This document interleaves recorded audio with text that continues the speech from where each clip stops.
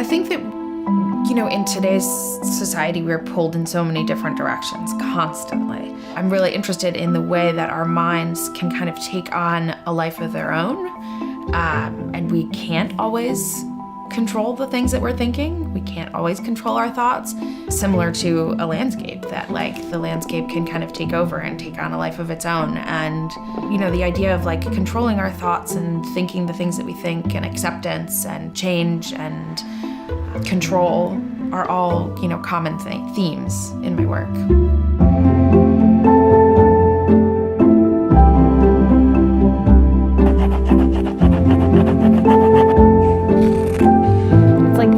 Manipulating materials with my hands helps me kind of mitigate the fact that I can't really control the things that happen in my life. Where I put things, where I put what color, how I do things, the way I turn the canvas, which way the drips go.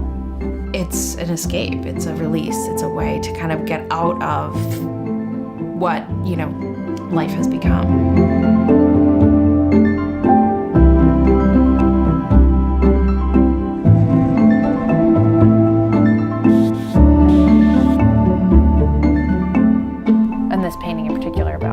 Father who passed away back in December, just thinking about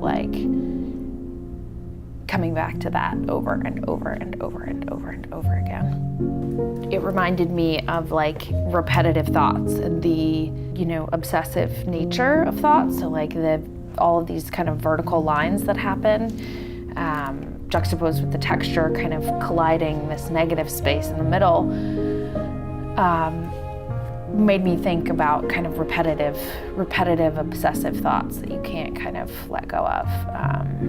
I really would like my work to serve as a mirror for people. I would like my work to be what that person needs in that moment. So not necessarily coming to the work and seeing what my intention was, but coming to the work and being oh, I connect to this because of my own experience.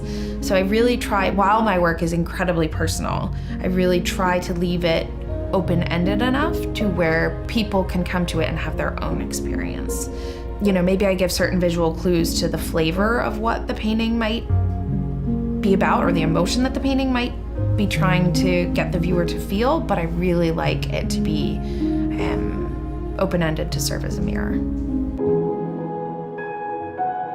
I have a very hard time with not knowing, with the unknown. I have a very hard time with the unknown, and I have for my entire life. And I think that part of the challenge of my work and part of what I enjoy about my work is not knowing where it's going to end up, because it forces me to embrace and be okay with the unknown. So not knowing where a painting is going to end up, or what it's going to mean, or what the title's going to be, or what it's going to look like, or if it's going to look terrible, is part of what keeps me coming back to the studio. So my sketchbook functions more as a place of experimentation than a direct relation to my larger works. Kind of getting into the mindset to paint, turning off my brain and tuning into the visual. Each painting is really kind of one string of thoughts strung together and colliding and affecting each other. So each mark in a painting kind of represents one part of a thought, and the way that they collide and combine together is the complete thought. So each painting is separate, is its own thought, its own landscape, its own mental landscape. But together they really make and combine me and my work, I guess. After the painting part is mostly done, finding just the right piece of fabric for that particular spot. I think about these aspects as the final portions. They're where something 2D comes in and becomes three-dimensional and becomes part of real life.